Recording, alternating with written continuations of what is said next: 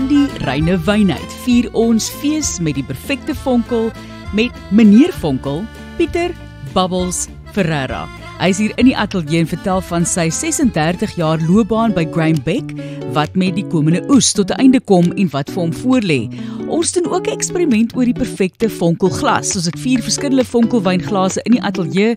Ons hoor waar Kap Klassiek vandaan kom en natuurlik wat hulle voorsit by die huis. Dan wil ek net noem, ons het verneem van die legende Achim van Arnhem se dood.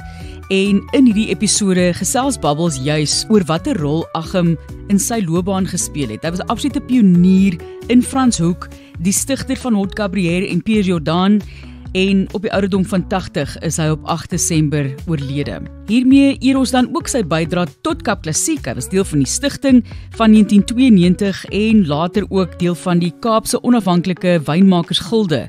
So baie wat hy nalaat en ons dink aan sy familie en vriende.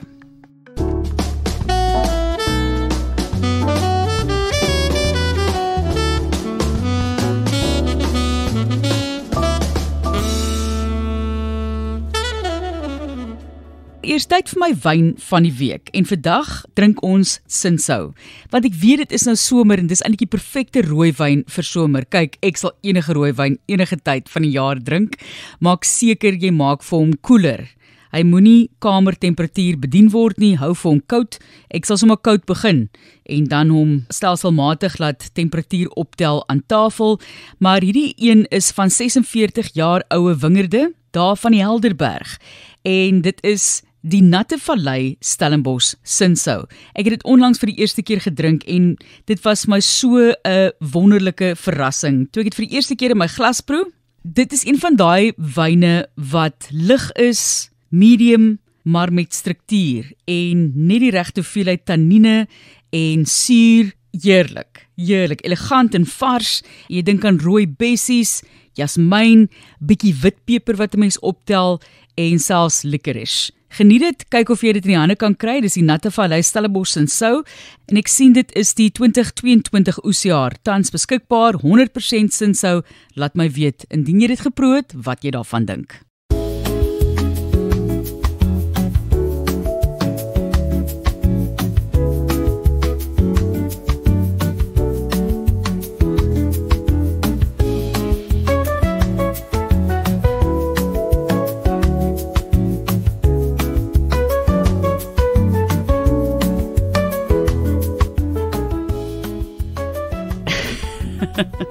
Die is so pragtig.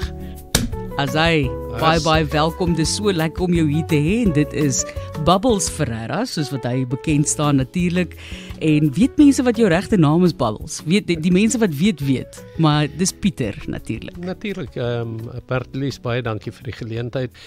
Weet jy wat, 'n baie liefdevolle vriend, Melvyn Minnaar, wat die joernalis vryskut is en hy het my seker die naam 25 jaar gelede gegee. Hy sê, jy moet net Bubbles wees. En anyway, so van daar af het die naam vasgehaak. Ja.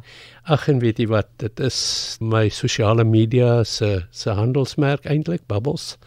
As ek regtig terugdink oor my reis in die wynbedryf, gaan dit oor vonkel, so ek dink Bubbles is baie gepas. Kyk, jy is nou natuurlik absoluut die kenner as dit kom by Kap Klassiek, vonkel, maar jou persoonlikheid is ook vonkel. Jou persoonlikheid, ek het nog nooit met jou gepraat wat jy nie in 'n positiewe luim is nie. Ek meen ons almal het mos 'n Matthys wat ons nie so gelukkig met die lewe is nie, maar jy's altyd net en jou vrou ook, julle is net hierdie positiewe, gelukkige, borrelende mense. Wel, ek dink jy weet, ek dink dit is die sukses of die geheim van borrels is dit hou jou in 'n goeie luim.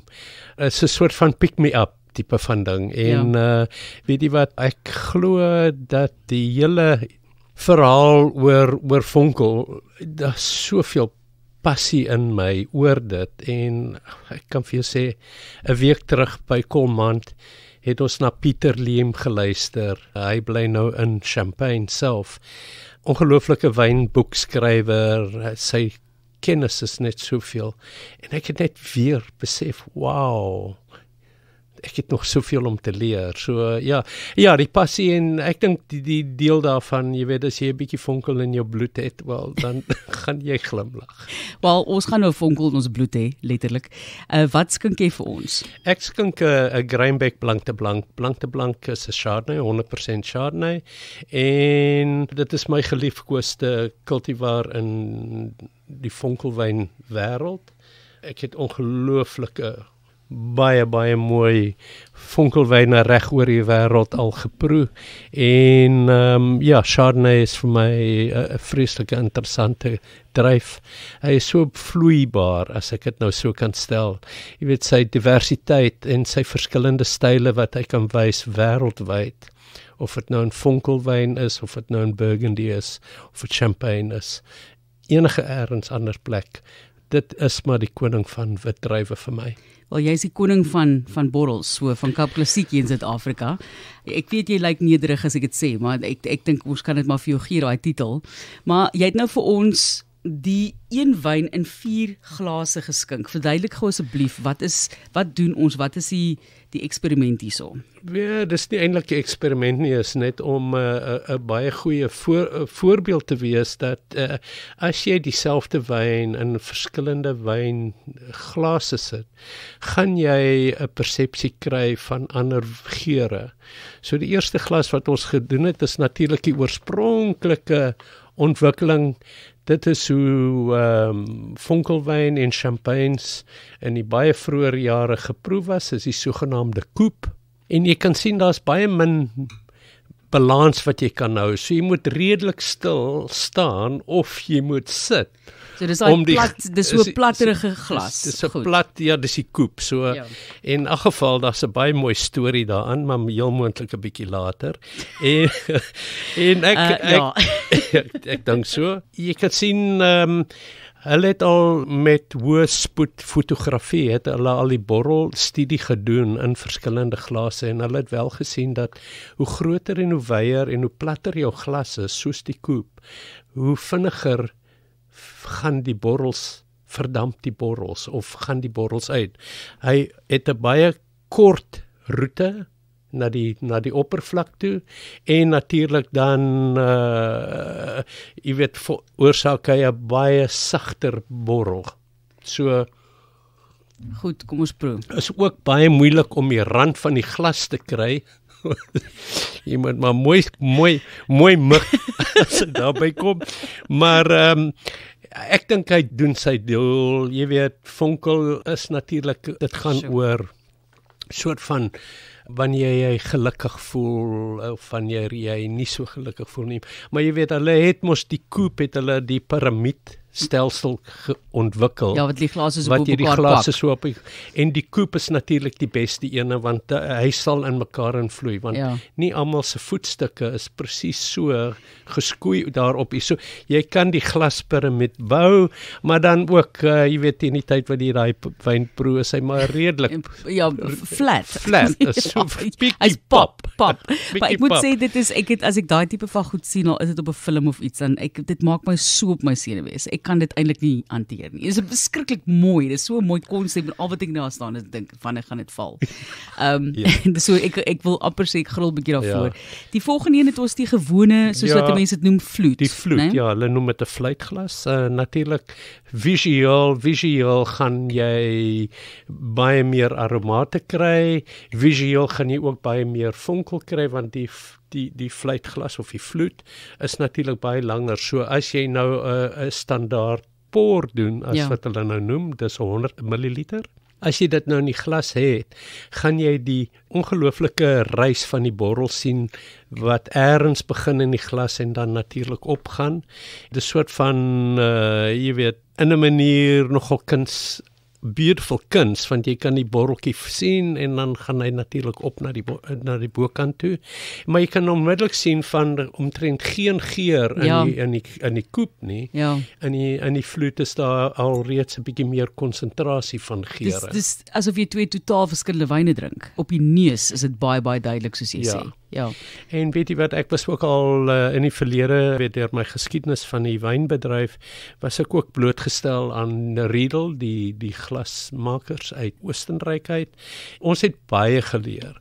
Heel moontlik aan die einde van die dag wat ek vir Jan publiek, jy weet, wil los, maak net seker dat wanneer jy vonkelwyn drink, jou glas nie 'n rim het bo nie. So naad, jy weet, daar's gewoonlik die dikker glase beteken dit. Ja, ek meen daar sekere restaurant wat so dikkes het. En ek het al hoëspoed fotografie dopgehou en as jy die glas gooi vorentoe, dan slaan hy die lip aan die binnekant van die glas. Ja. Dan mis jy die eerste sensasies van soet, bitter en suur wat voor op jou palet is. Sjoe. En natuurlik, jy weet, as jy vandag in 'n fantastiese winebar of iets is, waar jy miskien R100 'n glas gaan betaal, gaan jy maar R50 se kwaliteit eintlik ervaar. Ja. So ek dink dit is die belangrikste en die grootste boodskap as dit by verskillende glase kom. Ek het dit nou nooit geweet nie.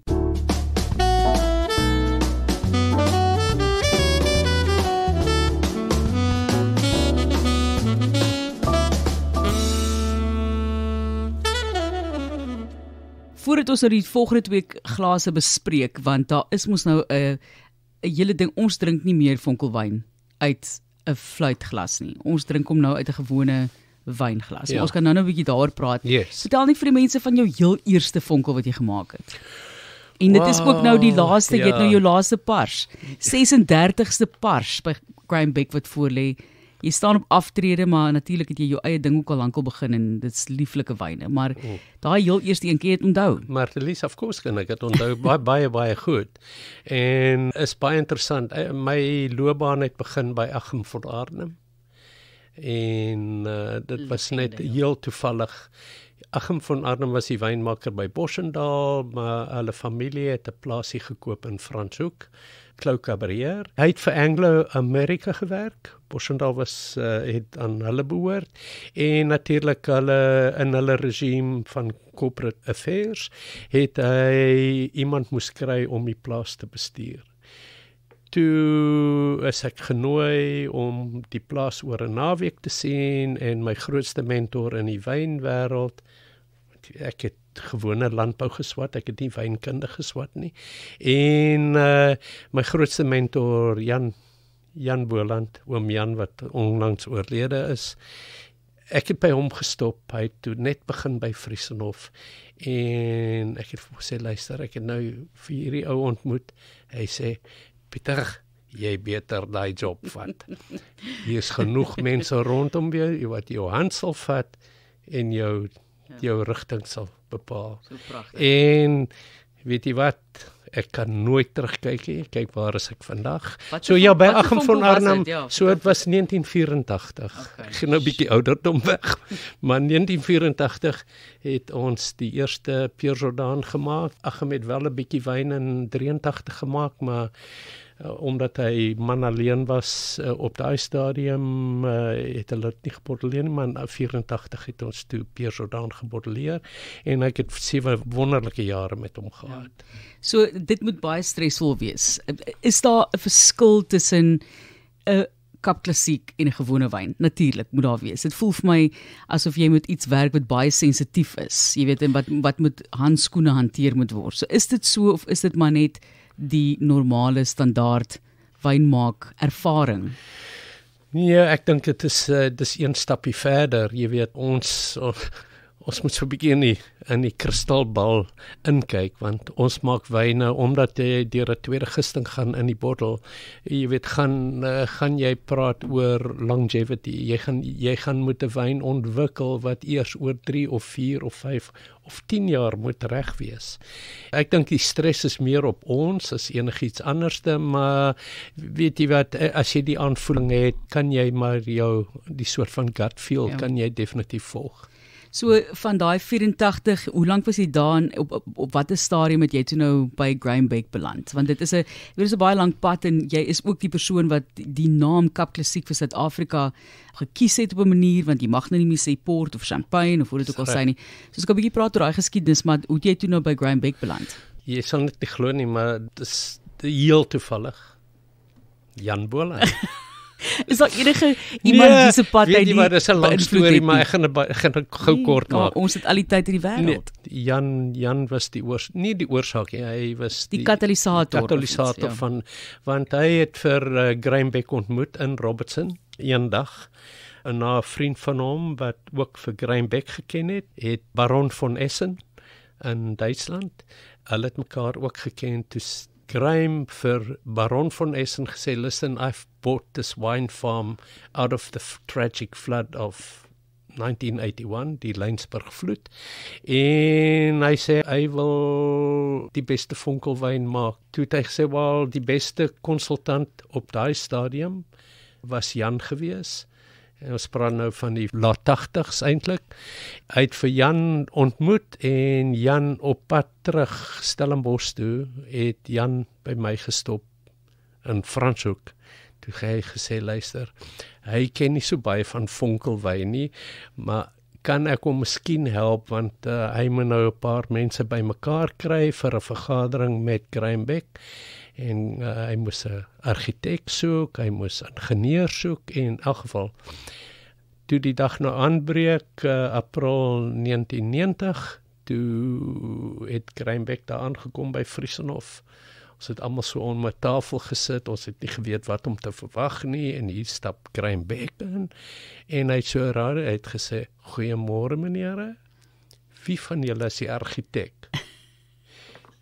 Johan Wessels het destyds sy hand opgesteek. Hy sê, that is me, Mr. Beck.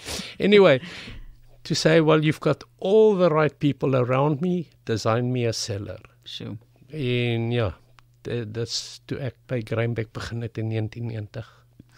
Wel, gesondheid daarop. Ons het mekaar nog nie in die oë gekyk en 'n huildronk ingestel. Nee, wat 'n krisis, dis 'n krisis, Paul, 'n krisis. Absoluut, ja. Dit is net so, dis die mooiste, hierdie is so mooi wyn. Ek het dit nou die dag, ek het dit geproe by die Tim Atkin proe, toe jy ook daar was saam. Dis reg. Dit is, ek ek het bestel klaar. Daar's wag een vir die feesseisoen in ons yskas. So ek is baie opgewonde om hom oop te maak. Wonderlik, ja. Baie lief ook vir 'n blank. Kyk, ek het ook maar begin met 'n Brut Rosé, né? In my 20's. Dit is wat jy, as ek vonkel wou drink, dan moet dit 'n Brut Rosé wees. En so het mense palet nou ontwikkel.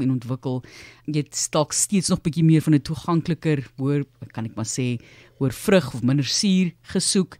Nou is my palet daar dat ek soek nou iets wat verfrissend is, maar ek hou van 'n manier van 'n wyn. Ek weet nie hoe om dit anders te stel nie, maar hierdie is net, dis verfrissend en ernstig en toeganklik en maak 'n mens gelukkig in terme van die somer. So dit is, vertel net vir ons asseblief van die blank en wat jy daardeur probeer bereik het. Natuurlik blank, jy weet, as nou die vertaling moet gebruik, is dit wit van wit, so dis wit druiwe, groen druiwe wat natuurlik dit opmaak. Wêreldwyd as jy praat van blank, is maar Chardonnay 95% van die kere sal dit Chardonnay wees.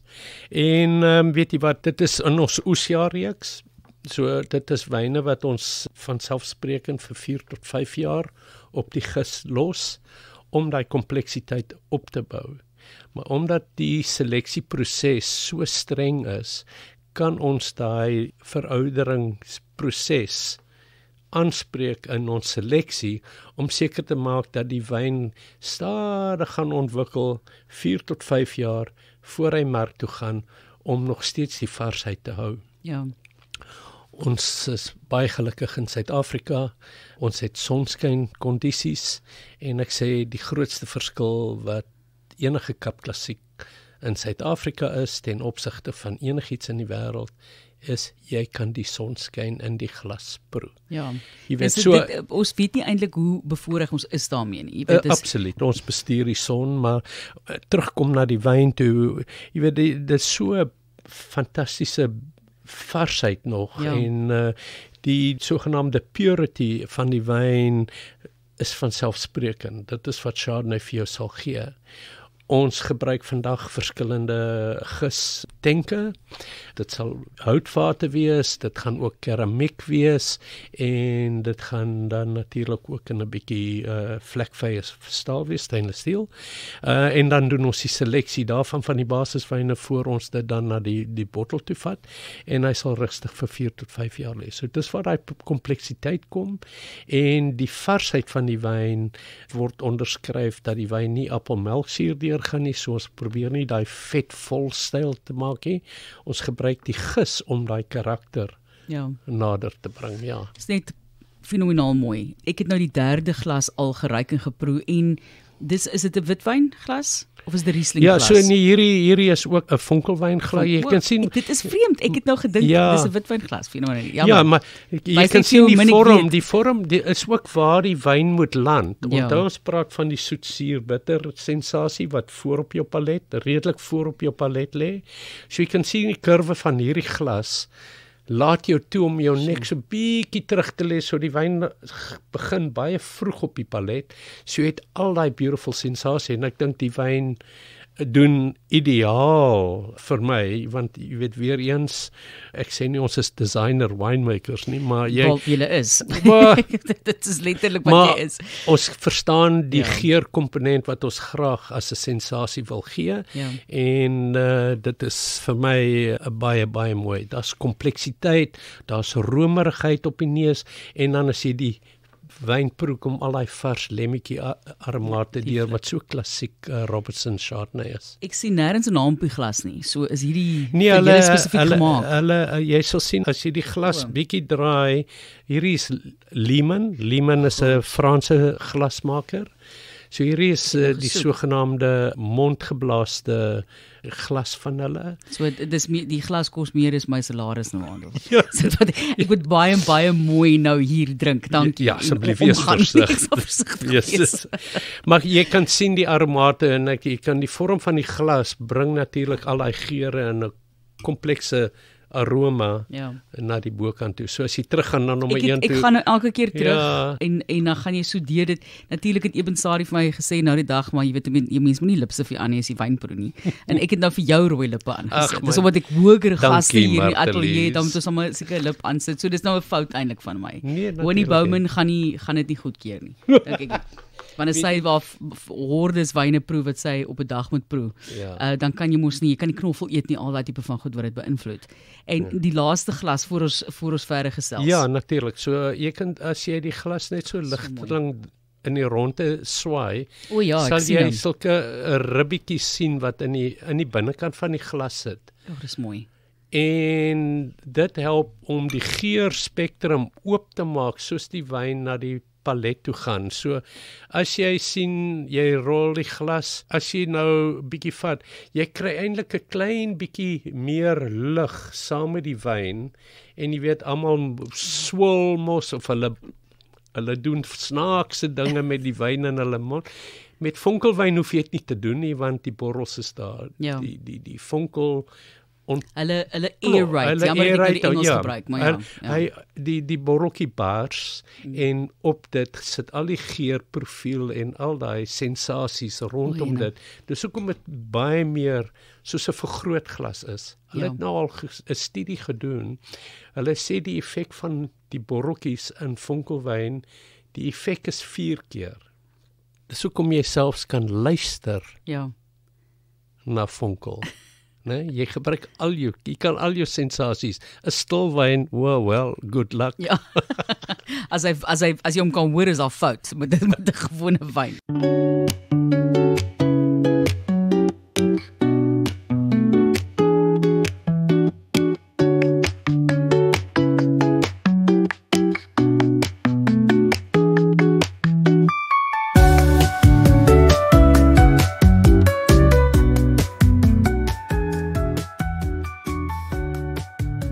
Idee van hoe vonkel gemaak word. Kap klassiek en ek meen julle draai seker nou nie meer met die hande nie tensy jy dit nou soos jy sê vroeër hands-on is en so. Nee, natuurlik. Ek dink die proses is baie belangrik om te verstaan en dan sal die mense ook die pryspunte baie beter verstaan. Huidiglik is daar regtig in die wêreld 3 verskillende maniere om vonkelwyn te maak. Die eerste ene is jy waar jy 'n standaard wyn in 'n druktank sit. Jy het geen idee gehad dat jy 'n vonkelwyn wil maak nie, maar jy het dit in 'n druktank en dan doen jy soos jou sodawater wat jy by die huis maak vir jou whisky voor jy gaan slaap, dan impregneer jy die gas in die wyn in. Soos 'n redelike ontploffing, as jy net mooi kyk na wat met water gebeur, dit gebeur met vonkel, relatief gesproke, en natuurlik die bottel het nie die uniekheid van ek was ontwikkel nie, dit was 'n manier van invoeg. Persoonlikheid ontwikkel tot op daai slag nie. So die tweede manier is wat die Charmat metode genoem word. Dis maar die Prosecco metode, is waar jy 'n wyn vat, jy vat hom deur 'n gisting in 'n druktank, so hy bou sy natuurlike druk op, maar op 'n sekere stadium word die wyn afgefiltreer van die gis af onder dieselfde druk, en dan reguleer hulle die drukking wat hulle finaal in die bottel wil hê met die bottelering, soos 'n geslote proses. Soos alreeds bietjie beter, maar die probleem met Prosecco, hulle gebruik Glera wat 'n regte boring witdryf kultivar is. Die groot ding daarvan is hulle onthou nooit die handelsmerk nie, maar hulle onthou Prosecco. So Prosecco is die handelsmerk. Ja. En of dit nou reg of verkeerd is, en weet jy wat, daai wyn is almal tussen 12 en 17 gram suiker. So ek wil nou nie praat daaroor nie, maar in elk geval dis die tweede proses. Dan kom jy by die unieke champagne proses. Ons noem dit Cap Classique. Dit is waar jy basiswyn voorberei. En as jy jou cuvée opgemaak het, ons het vroeër oor cuvée gepraat, gaan jy die wyn versuiker weer, jy gaan 'n spesiale gis voorberei wat onder omstandighede kan werk van alkohol en druk in die bottel, so daai versuikerde wyn met die gis gaan dan bottel toe, hy kry 'n tydelike kroondoppie op, wat die sluiting is, en dan sal die gis reageer met die suiker en 'n natuurlike gisting gebeur in die bottel, en na die gis gewerk het, val hy uit as 'n sediment, en dis wat ons praat oor die giskontaktyd. Suid-Afrika, Cap Classique is 12 maande, ons werk aan ten minste nog 2 vlakke, want ons is almal aspirerend. Na jou giskontaktyd gaan jy deur die riddling proses, dit is die afdraai van die gis. Jou gis draai soos die gis na die punt van die bottel toe gaan. Jy vat die bottel, hy begin horisontaal, en natuurlik dan draai jy die bottel, en soos jy die bottel links regs draai, sal die gis hierdie kant toe beweeg, daai kant toe beweeg, jy verskerp die helling van die bottel, stelselmatig tot die bottel amper onderste bo is, dan is al die gis in die nek van die bottel. Dan kom die finale proses van disgorging, dit is waar die nek gevries word, om die gis in 'n ysblokkie wyn vas te vang, wat jou in staat stel om die bottel op te draai, die gis kan nêrens heen beweeg nie, met die natuurlike drukking, wat 6 atmosfeer druk is. Wat vergelyk hom gou met iets asseblief? Vergelyk hom met 'n motorband is 2.2, hierdie is 6 atmosfeer druk. Dis hoekom jy asseblief nooit die bottel na iemand moet wys wanneer jy hom oopmaak. Verseker. Asseblief, of na fyn Chinese porselein of iets soos dit. Absoluut. Ja, moenie 'n porselein of 'n venster plek wees waar. In elk geval, dan haal jy die kroondoppie af, en met die natuurlike druk in die bottel word daai ysblokkie uitgeforseer, en op daai stadium is die wyn kurkdroog. So dit is hoe ons dan bepaal, dit is die liqueur d'expédition, of hulle noem dit sommer dosage, die bietjie versuikerde wyn, en dit is wat jy wil besluit, gaan ek extra brut, gaan ek extra dry, gaan ek demi-sec toe, dis waar jy kan besluit hoeveel suiker na die mark toe gaan. So daai nektar gedeelte gaan tussen 17 en 50 gram suiker wees, en dan kry jy sy finale kurk en draaitjie op. Hoe baie, dit is wat ek altyd wonder, so jy skiet hom nou uit, nou hoe stop jy hom dadelik, dat jy nie al jou vonke verloor nie? Ja, kyk, die 6 atmosfeer sit nie in die lugspasie nie, dit is opgelos in die wyn. So die bietjie druk wat jy verloor, ons gaan nog steeds ten minste 5.5 bar Goed. behou. So ons verloor miskien 'n halwe bar. Okay. Die proses is net redelik en wat gebeur is jy kan nie die wyn teen kamertemperatuur doen nie, want hoe warmer die wyn is, hoe meer aktief is CO2. So die wyn word verkoel en natuurlik hy gaan ook in 'n vriesbad in wat ook help om 'n bufferkapasiteit op te bou van koue energie en jy verloor bittermin. Want die proses is baie vinnig. Sodra die doppie af is, gaan hy na die volgende proses toe waar die bietjie suikerstroop bygevoeg word en dan dieselfde wyn in 'n klein reservoir vul dan die bottel op sy hoogte en dan kry sy kurk en draaitjie op. Ek is dankbaar want daai is die enigste stukkie wat ek nog nooit vir iemand gevra het nie. Net daai stukkie van hoe dit gee vir mense natuurlik ook baie respek vir die periode van tyd van 100 jaar gelede waar hulle nie die tegnologie gehad het wat ons nou het nie en die dinge is met die hand gedoen. So regtig net 'n fantastiese geskiedenis. Ja, natuurlik is 'n kritiese stadium. Daar is natuurlik baie kritiese prosesse in die hele ding, maar dis die finale besluit wat jy het. Ja. Natuurlik is bietjie geskoei op die is meer markgeoriënteerd. Dis vir ons vir die eerste keer eintlik luister na bemarking. Nee, ons het 'n bietjie meer suiker hier nodig of daar en natuurlik dit is waar jy die ding kan doen. Maar wêreldwyd is vonkelwyn ook geklassifiseer in suikervlakke.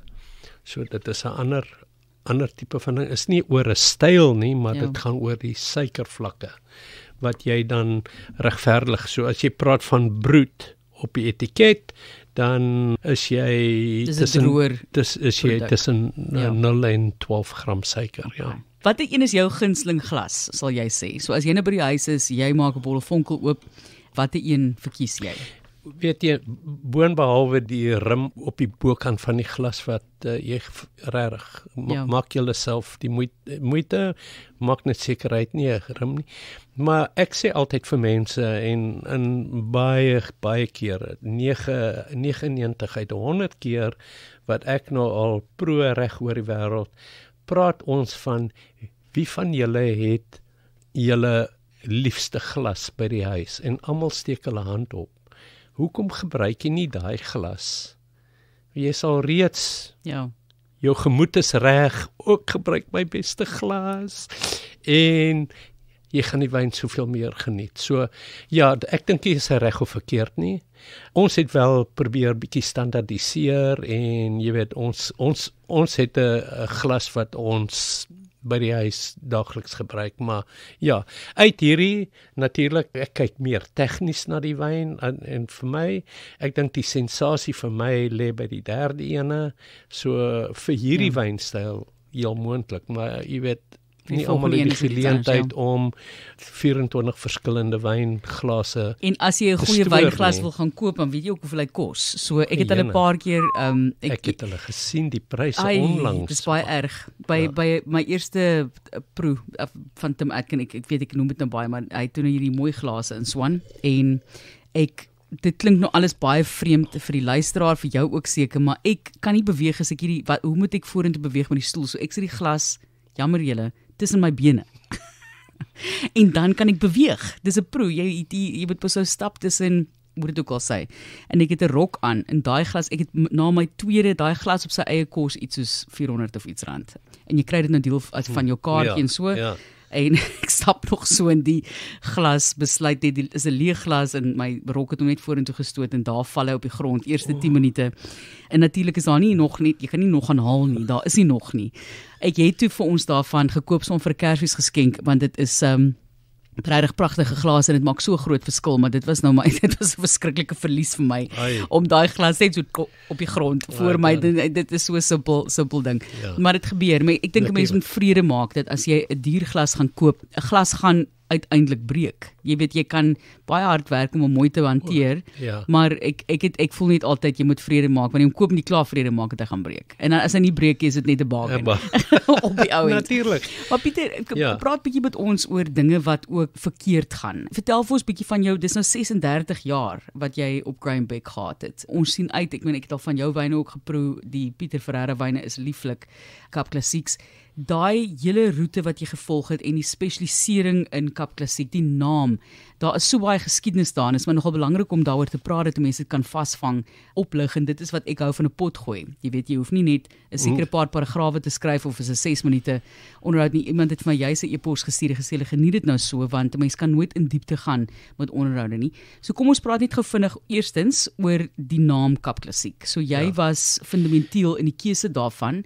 En ek verstaan ook deesdae, dit was nou altyd Method Kap Klassiek, nou sê julle net Kap Klassiek. So, wat beteken dit en hoe het julle daarop besluit? Marlies, ek dink dit is vir my baie verblydend as ek terugkyk. Jy weet, ek was een van die stigterslede in 1992. Ons het al vroeër jare het ons die term Methode Champenoise kon gebruik. Wat the method of Champagne. Champenoise, die mense wat in Champagne bly. En dit is die oorspronklike eerste Kap Klassieks was altyd, kan jy sien, Methode Champenoise. Toe die Franse gekom en hulle het begin voel, wel, hulle wil die naam Champagne beskerm en dit het 'n World Heritage Site ook geword intussen en al daai tipe dinge. So hulle het baie meer intiem gevoel oor die naam Champagne en dit was vir ons 'n absolute breakaway. Ja. Ons gesê, wow, ons kan nou uniek Suid-Afrika wees. Die 14 lede het toe bymekaar gekom. Ons het al in daai stadium het ons al 'n bietjie basiswyn onder mekaar geproe en ons gesê, jessie, ons het ietsie hier wat uniek kan wees. Kom ons gaan dink aan 'n naam. Toe het ons almal Swaziland toe gegaan vir 'n lang naweek. Ons het vir 'n moderator saam met ons gevat, Michael Friedjon. 'n Moderator. Ons moes, iemand moes ons in kontrole. En ons het net seker gemaak ons het genoeg vonkelwyn in ons tasse gepak. So daar gaan ons almal en ons is almal daar en ons het baie vonkelwyn gedrink en dan raak jy mos slim. Kreatief. Redelik kreatief. Ja. Toe sê ons, wel, jy weet, kan ons dit nie Kaapse vonkel noem nie, maar Simonsig was ook daar, hulle sê, nee, dit behoort aan hulle. Sê ons, what about Cape Sparkle, jy weet? Toe sê ons, nee, maar okay, nou gaan ons dit Kap noem. Kap, ja. From the Cape. Yes. Kap. En natuurlik so klassiek was nog altyd die manier, want ek dink die detail daarin vang dit vas. Dis 'n klassieke manier om natuurlike borreltjies in jou wyn te kry. En toe die Sondagoggend, toe ons nou almal redelik moeg was, het Michael opgestaan en gesê, I think we have arrived. Toe het ons gesê, well, Methode was maar deel daarvan, want dit was 'n beskrywing wat al reeds in die wynwet was, en ons gesê, well, dan gaan dit Methode Kap Klassiek word. Ja, ek ken nie die storie nie, ek weet nie hoekom ek nie weet waar dit vandaan kom nie. Dit was 1992. Sjoe. En ja, ek moet sê, vandag, ek is nog steeds die voorste, want niemand anders wil daai soort verantwoordelikheid neem nie, maar ek is baie trots van waar ons gekom het, as jy dink is maar 54 jaar gelede wat oom Frans Malan die eerste Kaapse vonkel gemaak het in 1971, het ons 'n baie goeie paadjie gestap al. Ja. So die assosiasie is nou 43 jaar oud. Ons probeer natuurlik almal, omdat dit 'n baie moeilike ding geskryf is in die wet destyds, en jy weet, al ons wynwette is so ouderwets, het ons besluit, wel, ons kan stelselmatig begin deurwerk en ons gaan die term baie beter omskryf en detail bietjie daaraan koppel, so ons werk agter die skerms, werk ons baie hard daaraan. Jy weet, Kap Klassiek vandag is so 11 miljoen bottels sterk. Sjoe. En 11 miljoen. Ja, 11 miljoen, waarvan omtrent so 9,5 op die oomblik verkoop word. So baie van die kelders bou 'n bietjie voorraad op om natuurlik tyd te kry op die veroudering, ja. Intussen het ons die minimum giskontaktyd van 9 maande na 12 maande toegeneem en dit sal soort van die basiese vlak wees. Terug na die naam Kap Klassiek vandag. Ons het net gevind, wel, as ons nou Methode Kap Klassiek moet sê, dan, jy weet, is mense nog baie geneig om te sê MCC. Ja. Dit is ook reg, maar ek dink Kap Klassiek is net Kap en klassiek. So from the Cape, classic. So dit's baie sterker om dit as 'n handelsmerk te probeer te doen, ja. So jy mag nou nie jou eie wyne kies nie. Wat is die beste, en ek weet dit is moeilik, want julle is almal, mense ken mekaar, jy's vriende en so aan, maar een van jou, kom ons sê so, gunsteling Kap Klassiek van Suid-Afrika en dan jou gunsteling champagne wat jy nou in jou lewe al ooit gedrink het. Ek sal graag wil weet, want dalk is daar iemand wat sê hulle wil hulle self bederf. Ek sê altyd koop plaaslik. Ons daar, die Kap Klassieks in Suid-Afrika is, ek wil sê gelyk en baie keer beter is dit wat jy oorsee sal kry. So dit is hoe ek daaroor voel, maar gee vir ons 'n idee van jou twee gunstelinge. Jo. Ek weet, ek nog praat hierdie kant en dan nee, ek weet daai wat, oopmaak. ek kan ek kan vir jou, ek sal vir jou net maak terwyl jy dink, is okay. nee. Hy's so regte gentleman, soos hulle mos sou sê, gentleman wat oopmaak. Jammer dat ek nou vir jou nee, dis so op die spot sit. Nee, natuurlik. Weet jy wat, daar as ek net terugkyk, regtig, ek is soos ek sê, ek is baie trots as 'n kategorie van waar ons gekom het en net toevallig, ek moet net sê, ons is uiteindelik op die internasionale arena, is ons definitief... Ek probeer om dit saggies op te maak, maar ek is nie sterk genoeg om in te hou nie. Maar is ons besig om goeie platforms te ontwikkel, veral in die VK-mark, die Engelse mark vir ons. Die mense hou vreeslik van die vonkel daarvan. En jy weet, ons verkoop vandag so 3,5 miljoen bottels in die buiteland as 'n kategorie. Sjoe. En die assosiasies praat vir 85% van alle Kap Klassiek wat geproduseer word. Terug te kom na ons favorite.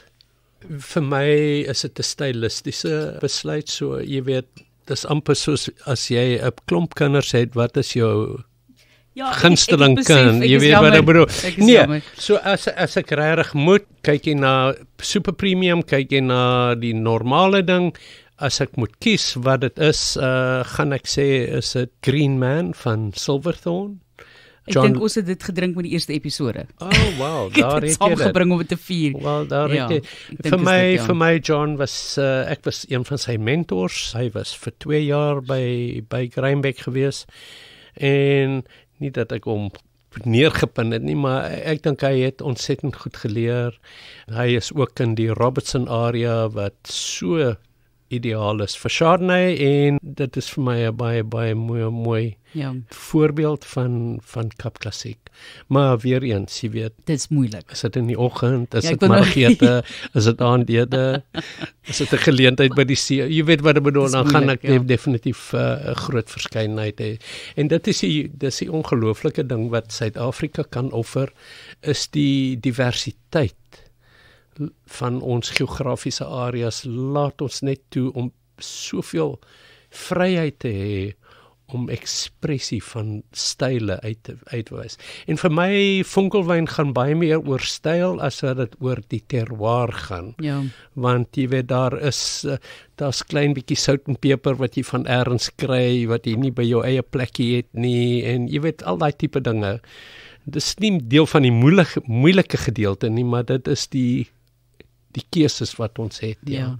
Ons drink nou die Cuvée Clive. Ek gaan net vir jou, ek nie jou vraag geantwoord. Nee, nog nie, ek was so internasionaal, ek dink ek het geen twyfel nie, alhoewel verlede Saterdag, ek gaan nou daaroor praat, maar as ek regtig toe moet sê, wat is my gunsteling champagne, gaan dit kom de champagne wees van Taittinger. Okay, goed. Dis weer eens 'n Chardonnay, 100% Chardonnay, en weet jy wat, ek volg daai wyn nou al seker vir hulle kwessie van amper 40 jaar. Ja. Dis nou nie 40 jaar wat hulle elke jaar een produseer nie, maar in die jare wat hulle produseer, was ek nog nooit teleurgesteld nie. So dis my benchmark. Ja. As ek gaan kyk, hoe moet blank te blank lyk vir Kap Klassiek, either onder Greinbeck of Pieter Ferreira, dan gaan ek 'n glasie daarvan drink, inspirering kry en dan die regte keuses maak. So ja, ek het nog nooit 'n Taittinger gedrink. Ek het nou letterlik die week daarna gekyk en dink ek maar ek weet nie of ek dit moet doen nie want dan kan ek liewer meer plaaslike ouens ondersteun, maar ek dink iewers wil ek dit proe. Nou wil ek dit juis proe. So ek gaan dit iewers in die hande kry. Dankie daarvoor. Ons gaan 'n plan maak. Okay. Nee, ek gaan hom kry. Nee, gaan hom kry. Ons ondersteun dit nie. Nee, natuurlik. Ek koop nie skoene nie. Ons noem dit 'n wynproe, Martelies. Ons 'n wynproe.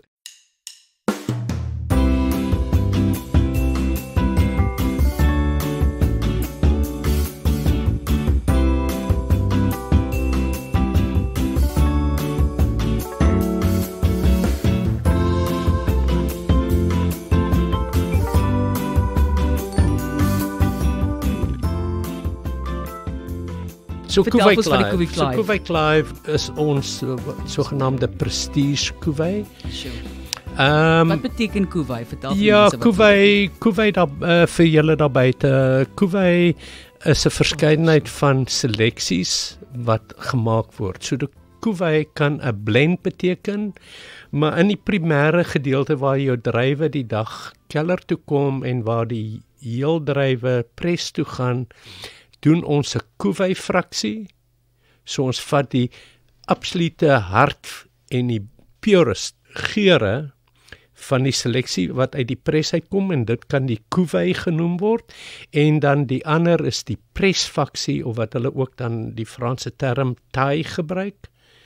The tails, amper so stook eintlik, want hier is ver weg van stook af, maar en dit word apart gehou om te sien hoe lyk die hart van die sap vir die kwaliteit en natuurlik kan jy altyd 'n bietjie van die pressap terugbring of dit kan dan gebruik word vir ander wynstyle. So Cuvée is 'n versnit van die wat na die bottel toe gaan, maar dit kan ook wees dat dit die hart en die beste vry afloopsap is wat van die pres afkom. Ek dink ek en jy moet eendag gaan sit en dan doen jy vir ons 'n meesterklas.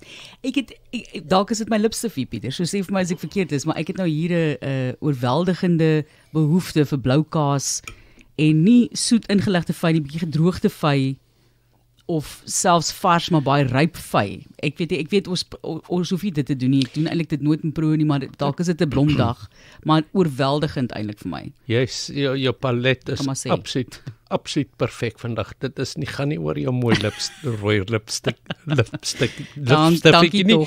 Nee, maar vir my is dit 'n baie meer spesery-agtige geur wat definitief. Onthou hierdie is nou 'n versnit van Chardonnay en Pinot Noir en wys jou die soort van diepte miskien kompleksiteit van Pinot wat soveel geur inbring. En ek kan sien waar jou gedagtes jou na blou kaas en gedroogde vy toe vat is vir my absoluut. Dit is wat dit is. En jy kan jy ook sien ja. Ook weer heeltemal anders. Op die kleur is daar baie meer intensiteit. Ja, die wyn is dan minimum 5 jaar ook op die gis. Maar die intensiteit van die, jy bring hom skaars na jou neus toe en dan dit is fenomenale vonkel.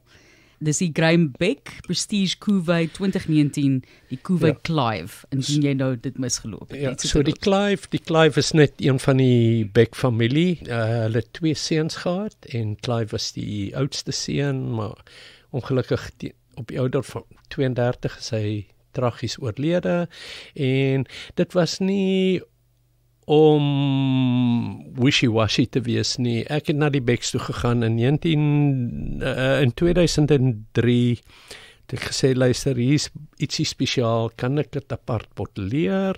En van daar af het ek net gesien, as jy selektief kyk en jy soek jou kersie of jou cherry daarbo, dan kan jy ietsie baie spesiaal daar uitkry. In 'n geval, toe ons ook gesê, luister, op daai stadium met ons heelwat familiename gehad, wat deur die Graham Beck portfolio geloop het, en Clive was vir my absoluut die antwoord gewees. So, dit's 'n expression of life, silks. Dit vir my is 'n baie mooi voorbeeld. En natuurlik, jy het verwys na Tim Atkin. Ons kan nie ver verkeerd wees. Ons doen ietsie reg as dit 7 jaar in 'n ry sy vonkelwyn van die jaar is nie so. 7 jaar in 'n ry. Ja. Vaderland. Ek dink daar's enige ander wyn wat daai geluk, ek noem dit maar geluk gehad. Ek weet nie 7 jaar in 'n ry is nie geluk. Maar weet jy wat, ja, so ek dink ja, en weet jy wat, ek sê altyd vir die span terug by die keller. Hierdie is maar net 'n aansporing. Volgende jaar se oesjaar moet net soveel beter wees. So jy weet dis 'n absolute dit is so ingebou in ons DNA, ja. Wat verwag jy nou vir jou laaste en 36ste oesjaar by Grainbeck? Wat beplan jy? Voordat ons praat gou vinnig oor die Pieter Ferreira natuurlik ook. Jy kan gaan kyk, daar's klare webblad pieterferreira.co.za, né? Waar mense klaar kan gaan kyk na die wyne wat jy sê vir jou aftrede beplan het, wat jy nou al lank al die projek begin het, maar is nog 'n storie. Is nog 'n storie, ja, presies. Ja. Maar vertel vir ons, wat lê voor? Wat is jou gevoel? Weet jy wat? Satisfaksie is die onmiddellike ding. Dit gaan nooit my laaste oes wees nie. Ek gaan altyd 'n doring in die vlees wees, betrokke wees op 'n manier. Erns. Ja. En in elk geval, wat lê vir ons voor? Weet jy wat, ons was by die Kaapse Wynmakersgilde algemene jaarvergadering en was vir my absoluut 'n boodskap van almal af. Ons is almal bietjie bekommerd. Die somer was warm, hy's droog. Die wind waai. Die winter was nie nat genoeg nie. Die koue eenhede was wel daar. Ja. Maar hulle praat van 30% minder water. Sure. En weet jy wat, dit moenie bekommernis wek nie. Ons is almal so betrokke en die sogenaamde hands-on, ek kan nie vir jou dit in Afrikaans verduidelik nie, maar alles begin tog maar in die wingerd. En as jy jou wingerd verstaan en jy gee liefde en jy doen die regte stappe op die regte tyd. Het Neil Ellis gisterand gesê, hy is een van die alumni lede, hy het gesê, it's not worth worrying. Ja. Jy moenie bekommer nie, jy gaan seker maak dat dit wat jy gaan keller toe bring, die beste is. So, ek glo, as jy kyk na die wingerd op die oomblik, hulle is vreeslik gelukkig, is 'n baie gesonde jaar, danksy die wind, want jy weet, dit hou al die skete weg van die wingerd af, en ek glo ons sien uit na 'n baie goeie jaar. Okay. So, ja. En weet jy wat, soos ek sê, jy weet wat om te doen. Jy weet? Ja, ek dink ons is almal deur dit. Dit is maar 'n siklus wat miskien net vir ons meer gereeldelik kom besoek. Hulle praat altyd van die El Niño of die El Nino is elke 7 jaar, maar ek dink daai siklusse raak net bietjie korter. Ja. Ons kan dit bestuur. So ja, ek dink ons is nog steeds almal positief, of ek is ten minste positief. En sien uit na die jaar, ja. En weet jy wat, dis ook nie, jy weet, ek probeer ook nie, my lewe gaan net aan in vonkelwyn, jy weet wat ek bedoel. Ja. En dis waar ek by die storie kom, die aftree ouderdom by Grainbeck was 60. Ja. Okay. So, en een oggend het my so in die ribbes geslaan. Lieflike vrou, sy is die lieflikste mens. Ja. So Bubble Ann het vir my so gepraat en gesê, joh, oor 'n paar jaar is jy afgetree. Jy gaan nie by die huis sit nie, jy gaan my teen die mure laat uitklim.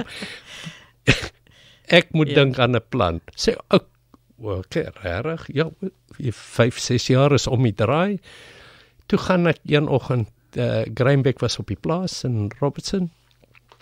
Toe gaan ek na hom toe en ons het nou regtig soort van 'n familiegesprek gehad.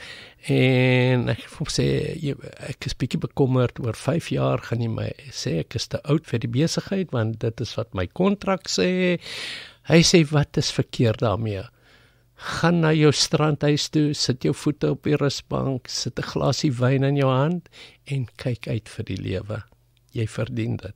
Ek sê, hoe lank, dis ook net vir so lank lekker. Ek was presies wat ek vir hom sê, ek sê, maar dit gaan nooit werk nie. En hy sê, maar wat is jou plan? Toe gee ek vir hom 'n stukkie papier, en hy het hom so oopgemaak, hy het gesê, wow, fantasties. Dis waar ek vir hom probeer verduidelik het, dat ek dit nie net aan my familie en Anne en die kinders toeskryf nie, maar ek dink die industrie, jy weet, is tog, daar's 'n bietjie van 'n legende wat ek opgebou het. Ja, bietjie van 'n legende. Ja, Bietjie nie, maar ja. nee, maar ek dink dit is wat die bedryf sal respekteer en sal hartlik ontvang, en sy fantasties, en hy het dit net daar afgeteken. Wonderlik. So, in elk geval, toe natuurlik het hulle koue voete gekry, toe word dit 65. Ja, wat wie vervang, ek moet nog sê wie jou vervang as jy mag, ek weet nie. Ja.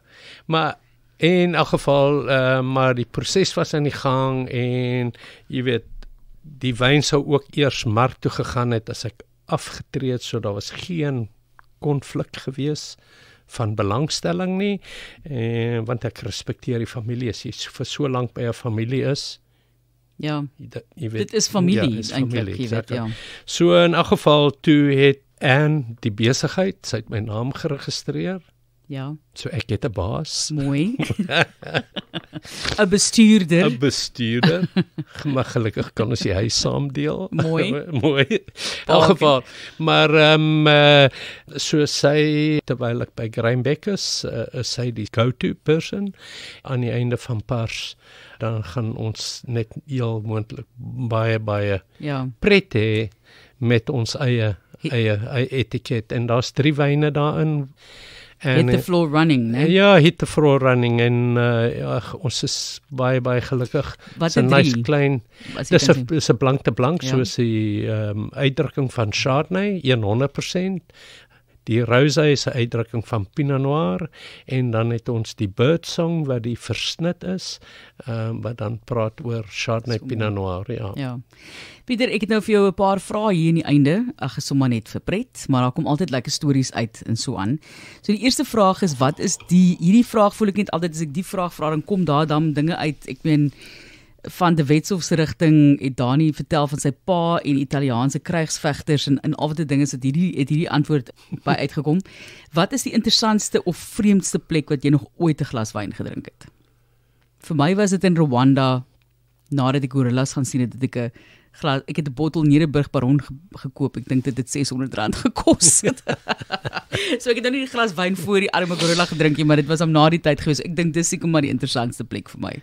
Ja, ek dink, jy weet, die vreemdste plekke is gewoonlik 'n glas nie altyd byderhand nie, jy beskikbaar nie, maar in elk geval, ek dink dit gaan meer oor die interessantheid. Vir my, dit sal altyd, ek het Anne se hand gevra. Oh. Ja, ek het Anne se hand gevra in Champagne.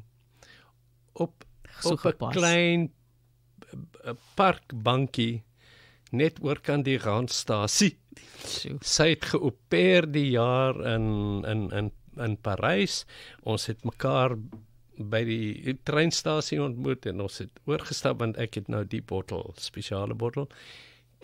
Toe het ons natuurlik vreeslike glase waar ons oor al vroeër gepraat het, een van hulle gebruik wat 'n lip en goed gehad het, maar ek dink dis vir my heel moontlik die fundament waar ek gesê het, ek het 'n partner wat pad gaan saamstap, en ja, sy's Bubbles Anne en ek is Bubbles Ferreira.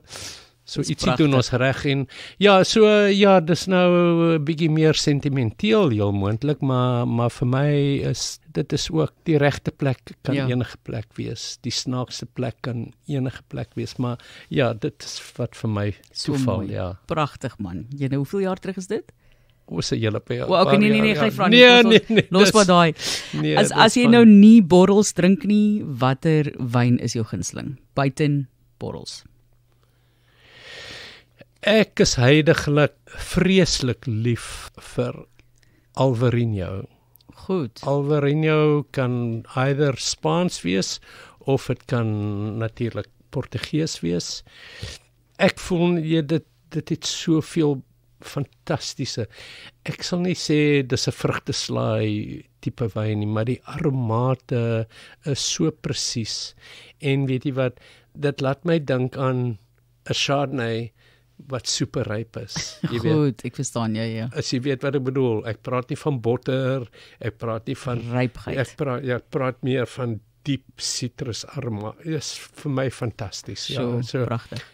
Wat sit julle vir gaste voor wanneer julle mense nooi vir ete? Soveel as moontlik.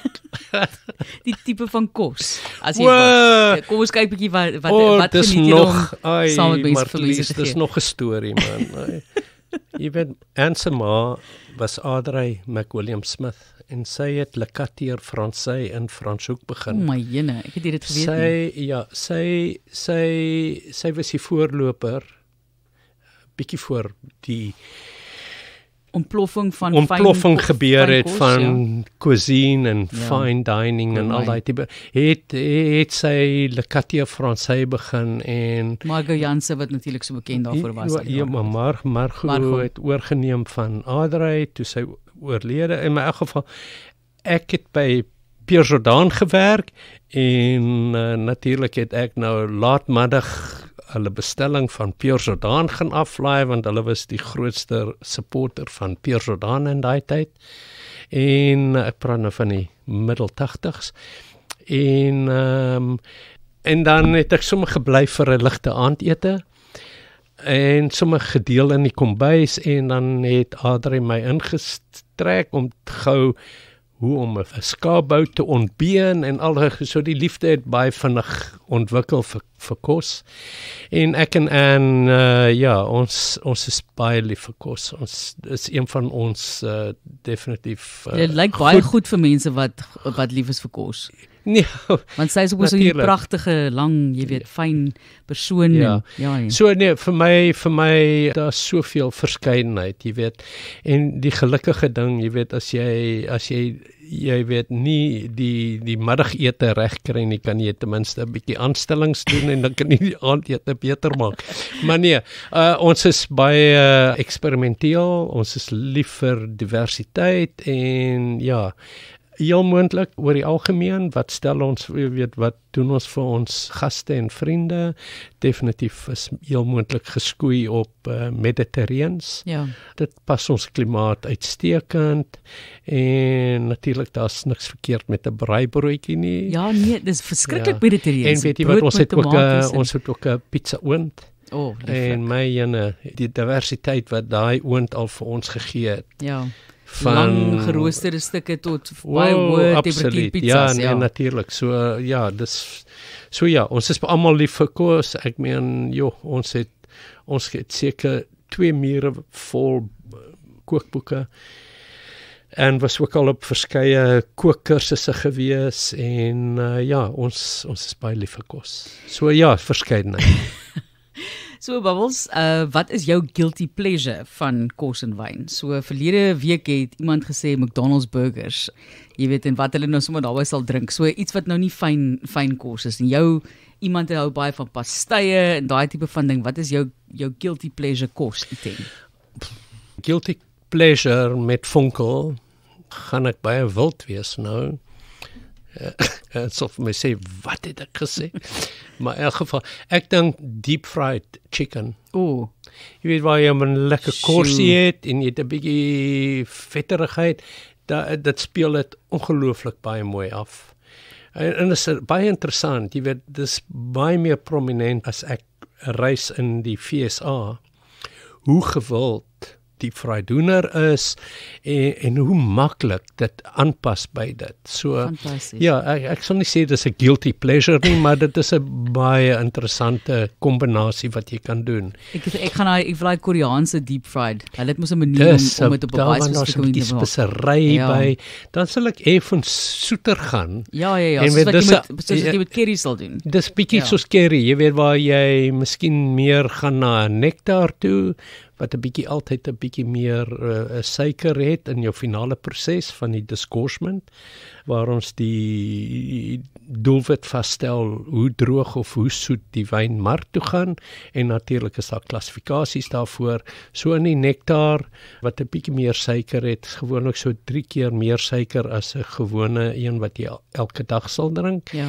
Wow, dit ontsluit net soveel meer geure van die, jy weet, onthou die borrel is ook die uplifting soort van identiteit en ek dink dit bring die geure dan baie mooi tevore. Wat is jou gunsteling musiek saam met borrels?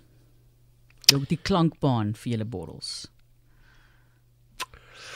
Wow. Enige musiek wat jy geniet? Nee, weet jy, enige musiek. As ek regtig soort van free spirit is dit Pink Martini, ek weet nie of jy nie, hulle doen, van hulle, ja, Pink Martini doen net so verskillende genre eintlik in een. Hulle is 'n groepie van like-minded kunstenaars wat bymekaar gekom het en hulle doen van pop na rock and roll na enigiets, maar op hulle eie soort van term. So dis vir my baie mooi en dis nice background music en jy kan ook 'n bietjie dans daarop natuurlik. Op Pink Martini, ons glase is nou nie pink nie, maar dit is lieflike produk. Pieter, ek weet nie hoe ek dink Graham Beck hulle moet vir jou massiewe partytjie gooi wanneer jy gaan, of ek hoop daar's 'n groot check aan die ander kant. Nee, ek weet jy, want jy het al my Rolex watch pragtig, gold-plated and all, so sê. Maar dis regtig, dis die einde van 'n massiewe era by Graham Beck, maar ek meen, ek het die Pieter Ferreira wyne gaan ondersteun, dit gaan proe bietjie, en jy kan gaan kyk op die webblad, so ek weet jy gaan nie stil sit nie, want jy sit ek met te veel kennis en passie. Weet jy wat, ons het almal, hulle noem dit day jobs, jy weet, en Graham Beck was my lewe, en ek sal nooit terug, ek soek definitief nie 'n groot partytjie nie, regtig, want ek is nog nie klaar nie. Maar wat ek bedoel is, ek skil die bedryf nog 'n bietjie werk, in Kap Klassiek, ek wil dit regtig ontwikkel op 'n platform wat dit hy gaan daar wees. Jy gaan die beter alternatief wees as jy die dag nie champagne wil drinkie. Ja, en dan het ek nou natuurlik 'n volle geleentheid om my droom wat eintlik ontwikkeld was vir my aftrede om bietjie nader aan dit te kom. Jy weet, is op die oomblik is dit soos 'n stepchild, jy weet, vir my, want ek respekteer die familie en maar dit gaan fantasties wees. Dit kan net die kategorie soveel goed doen, jy weet.